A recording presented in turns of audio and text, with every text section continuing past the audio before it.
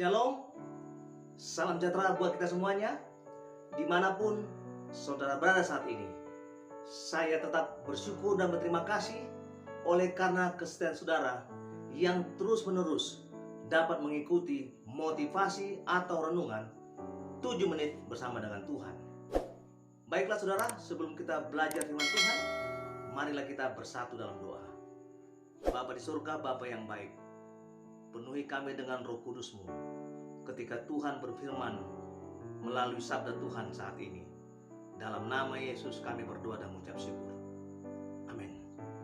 Saudaraku, Bapak Ibu yang dikasihi Tuhan, saat ini kita akan belajar firman Tuhan dengan satu judul, bertahan dalam penderitaan. Saudara sekalian, seringkali perjalanan hidup yang kita jalani ini sebagai orang yang percaya tidak otomatis akan membuat kita bisa menikmati hidup sesuai dengan apa yang kita pikirkan. Dalam realita hidup menunjukkan kepada kita bahwa ternyata ada begitu banyak persoalan yang harus dihadapi oleh orang-orang percaya atau anak-anak Tuhan, bahkan tidak sedikit yang tetap hidup bertahan dalam penderitaan, baik itu secara ekonomi sampai kepada sakit penyakit yang banyak diderita orang. Yang menjadi pertanyaan banyak orang adalah, kenapa Tuhan tidak mengangkat penderitaan itu dari hidup semua orang yang percaya, supaya setiap orang percaya itu bisa hidup nyaman dan tidak perlu lagi menderita? Saudara sekalian,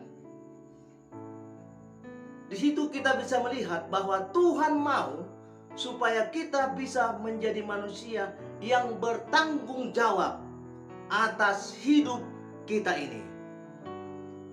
Lalu dalam Lukas 8 ayat 43 sampai 48, di sana menceritakan ada seorang perempuan yang sudah 12 tahun menderita pendarahan dan tidak berhasil disembuhkan oleh siapapun dan dimanapun.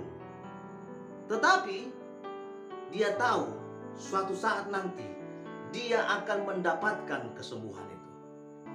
Yang menjadi pertanyaan adalah, bagaimana sikap kita untuk bertahan hidup dalam penderitaan? Ada 7 sikap untuk bertahan hidup dalam penderitaan. Yang pertama, penuh keyakinan. Kalau kita melihat kisah perempuan yang 12 tahun menderita itu, dia penuh keyakinan bahwa dia akan bertemu dengan seorang dokter yang mampu menyembuhkan. Lalu bagaimana sikap kita untuk bertahan hidup dalam penderitaan?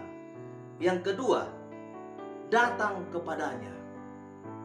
Pada waktu orang banyak berkerumun mengikuti Yesus, lalu perempuan yang mengalami penderitaan ini mengetahui kehadiran Yesus, maka dia datang kepada Yesus. Dia ingin mendapatkan kesembuhan. Saudara sekalian, bagaimana sikap bertahan hidup dalam penderitaan? Yang ketiga, segera bertindak. Pada waktu dia mengetahui Yesus akan melintas dari tempat di mana dia berada, dengan keyakinan bahwa saya akan bertindak, tapi tidak mengetahui apa yang mau dia buat, cara bertindak demikian. Lalu bagaimana sikap bertahan hidup dalam penderitaan? Yang keempat, dia menjamah. Artinya dia mau menjamah Yesus. Ketika banyak lalu lalang orang lewat untuk melihat kehadiran Yesus saat itu, lalu dia bertekad, dia bertindak untuk menjamah Yesus. Luar biasa saudara sekalian. Itulah kehebatan perempuan ini. Lalu apa sikap bertahan hidup dalam penderitaan. Yang kelima, tersungkur di hadapannya. Ketika Yesus mengetahui bahwa ada yang menjamahnya, dia tersungkur, mengakui kesalahannya. Dia tahu bahwa dia mau bertemu dengan Yesus, dan Yesus tahu pun siapa yang menjamah dirinya. Kemudian apa sikap kita bertahan dalam penderitaan? Yang keenam, menceritakan.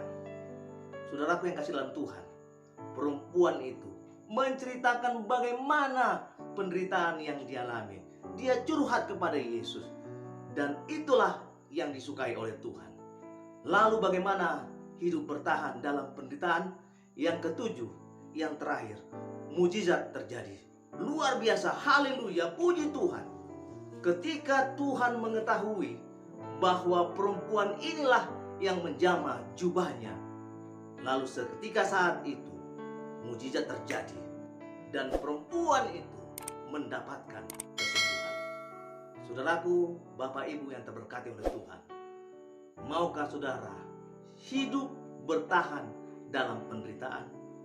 Dan ketika kita hidup bertahan dalam penderitaan, yakinlah Tuhan akan memberikan mukjizat. Kalau saudara rindu, mari kita bersatu dalam doa. Bapa di surga, terima kasih Tuhan, penuhi kami dengan kuasa-Mu. Dalam nama Yesus kami berdoa dan mengucap syukur. Amin. Terima kasih. Tuhan Yesus memberkati kita.